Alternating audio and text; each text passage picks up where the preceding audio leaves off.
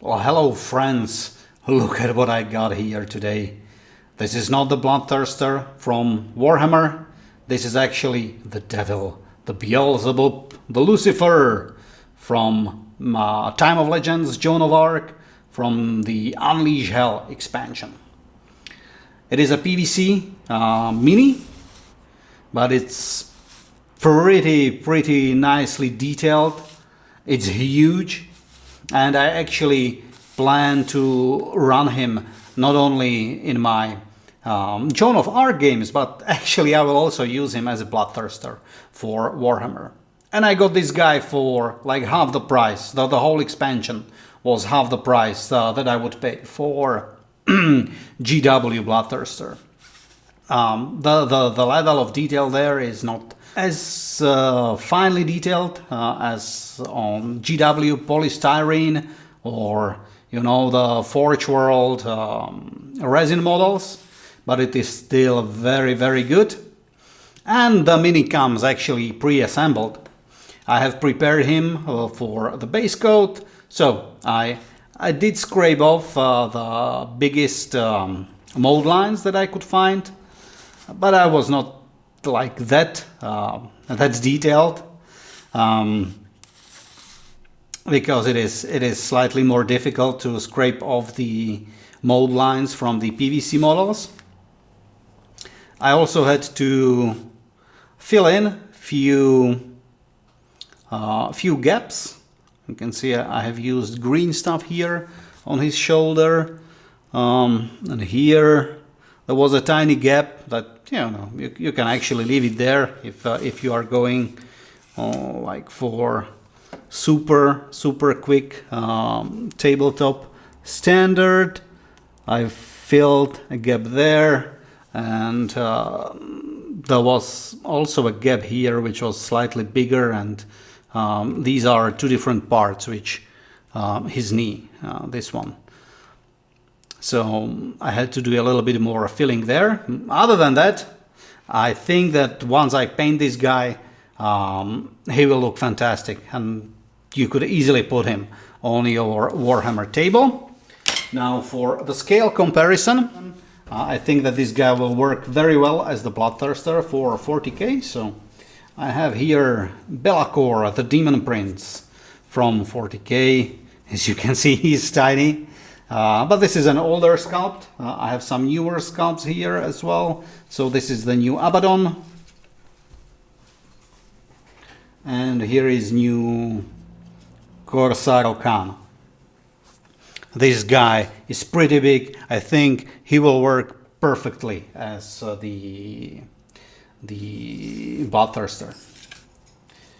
And here are actually some proper minis in scale for the devil. As you can see, he's standing on top of a church, and if you haven't heard about Time of Legend, Joan of Arc, then these are the regular troopers from the game. So these are some English archers, and let me just do this so that you have a better idea on what is the scale of the devil in the actual 15mm game of Joan of Arc.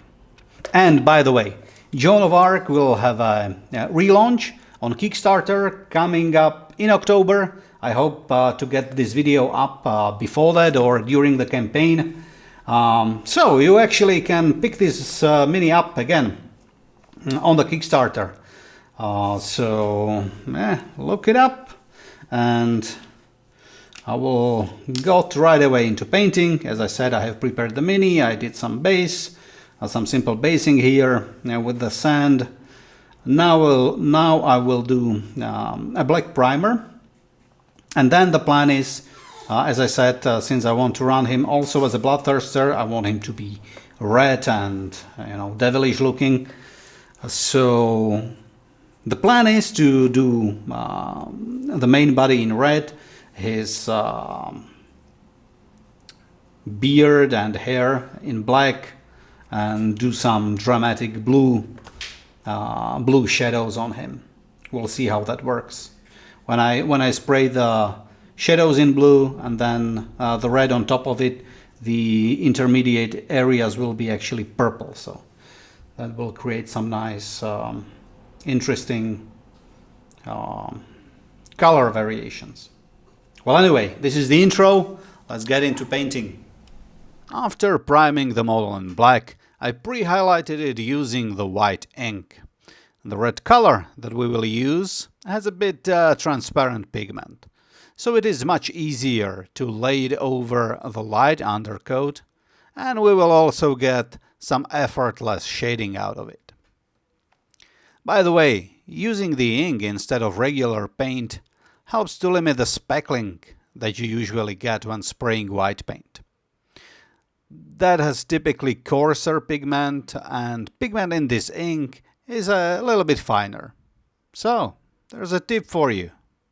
So, I have laid a pretty heavy highlights on most of the exposed parts of the body that are going to be red.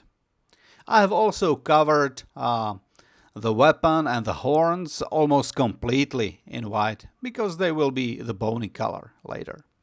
And these are the paints that we will be using for the main body. Crimson red as the base color for the body, blood red for the highlight, and red-brown for inner parts of the wings, and then hex and lichen for the shadows. Starting with a crimson red, I'm covering most parts of the body, and you can see how the color is much more rich when sprayed over the white undercoat, compared to the areas which were left black.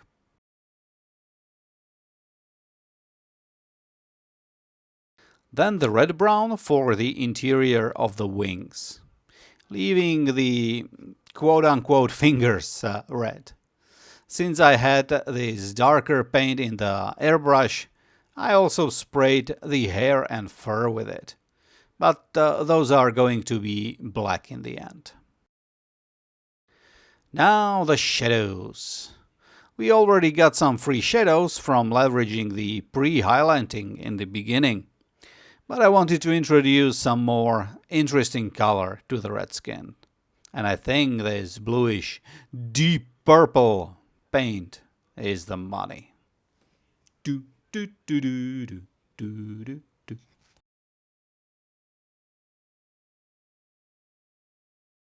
I am getting in closer with my airbrush to have more control.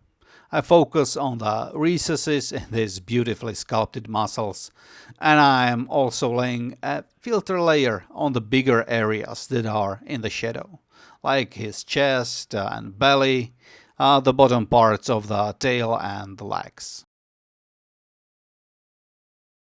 For the wings, I am basically framing the main part of the wing, spraying the shadows around the quote-unquote fingers and the edges, adding contrast and separating the main color areas.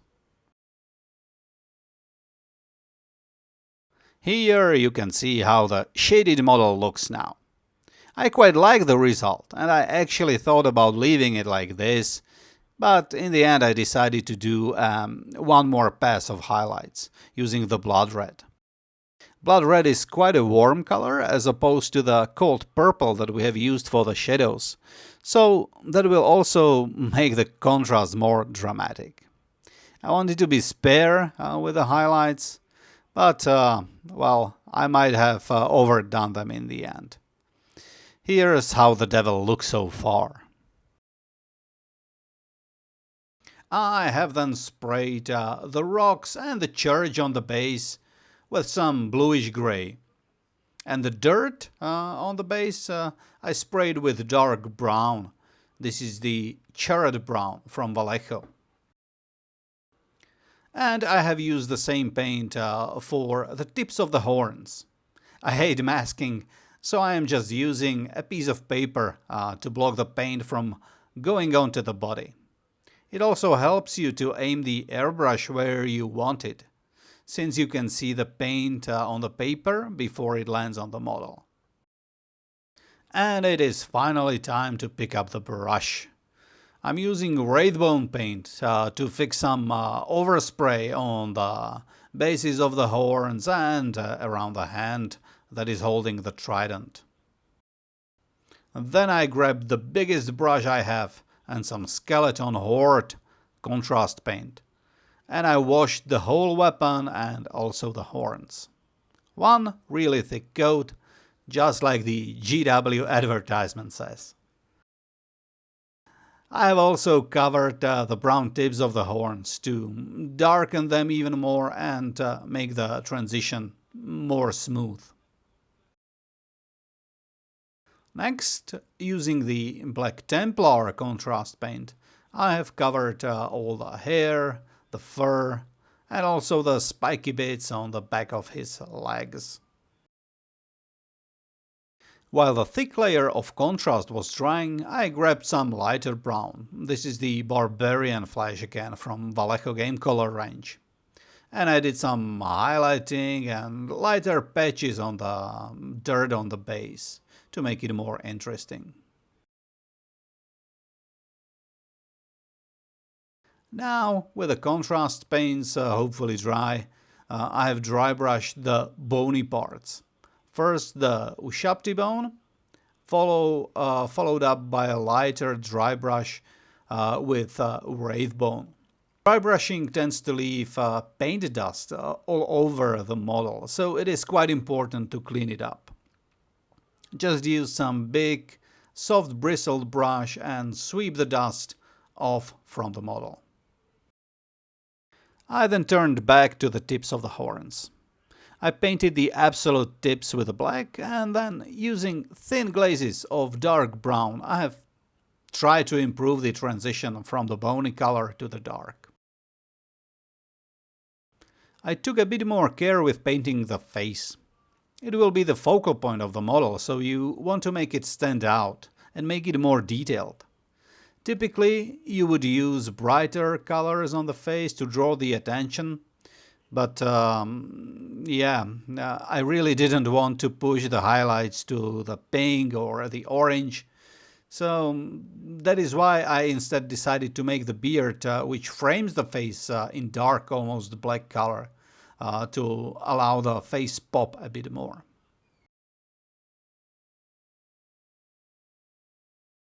And speaking of beard, it does have some nice texture to it, but the chunks of fur seem quite big to me, so I decided to add some more texture to it.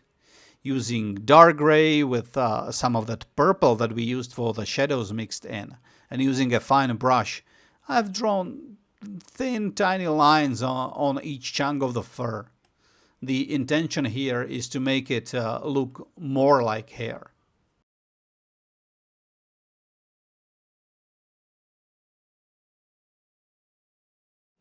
Okay, I have painted the claws in black, and I finished the texture on the hair and his beard.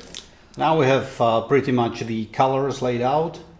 I already see some problems with the paint job that I will be fixing later.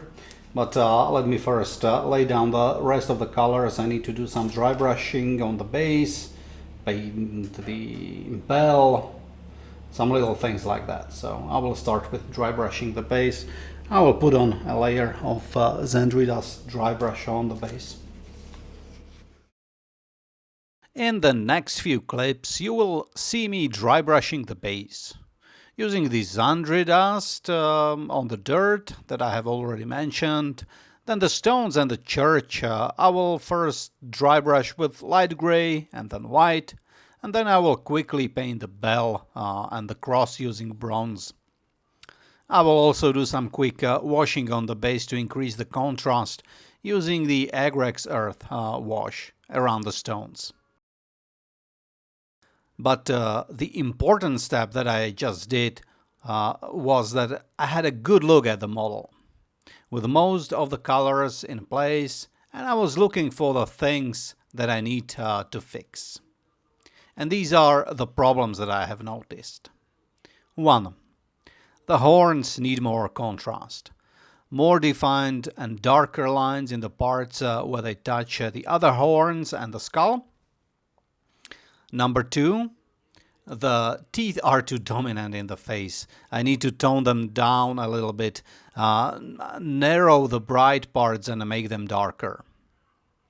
And then the quote-unquote fingers on the wings need to stand out a bit more, especially on the bottom part of the wings. So I have to go over those with one more pat. So let's get to fixing those issues. First, the horns. Using some dark brown inks and thin layers, I try to define the shadows a bit more. Then the teeth. Again, I first wash them in the dark, and then later I will re-establish the bony white, and I will try to make the white much more narrow. However, in the end I kind of failed, and the teeth will still look too big, too thick, and yeah. Now, I have seen this model painted by another painter. The scheme was different, but what the guy has done was that he painted the scales that the devil has on his shoulders and the chest, so I decided to copy that. I first painted the scales in the dark brown, leaving the cracks red. And then I added more definition to them by picking up the centers with pure black. Next, I added a little bit of green tint to the bronze part on the base using a green wash. And finally, I fixed those red fingers on the wings. The model is at this point basically finished, and this was unfortunately also when my camera ran out of space. So the few things that I did and you will not see in this video is one, I have painted the wounds on the legs in pink and I washed them in red. Then two, I varnished the model. I used 2-to-1 mix of satin and matte varnish, which was probably a mistake because I needed to get pictures of the finished mini, and the gloss from the satin varnish unfortunately tends to ruin the pictures. Well, what can you do? I also covered the claws on the wings and the legs in high gloss varnish. Trust me, in real life it looks really good. So, this is your Prince of Darkness, the man of wealth and taste. Currently I am painting more Joan of Arc models, and I am getting ready to play and film a playthrough of the scenario from the Unleash Hell expansion. However, I found out that I am missing the Pavisier minis that were supposed to be included in the reliquary box, but they were not in mine. I think I might have gotten more of the Foot Knights instead or something. Did any other backers run into similar issues with their boxes, with missing minis? Well, let me know if you did. I will probably write an email to Mythic Games and see if they can replace them. But for the playthrough, I will have to proxy them or something. Well, anyway, that is coming up, the playthrough of the Unleash Hell expansion scenario. If you like this game, I already did 2 other videos about it. The first one is about using the contrast paint to paint the Joan of Arc minis, and the other one is about my first impressions of the game. So check them out, I am linking them here. Happy painting, happy gaming to you friends, and bye bye.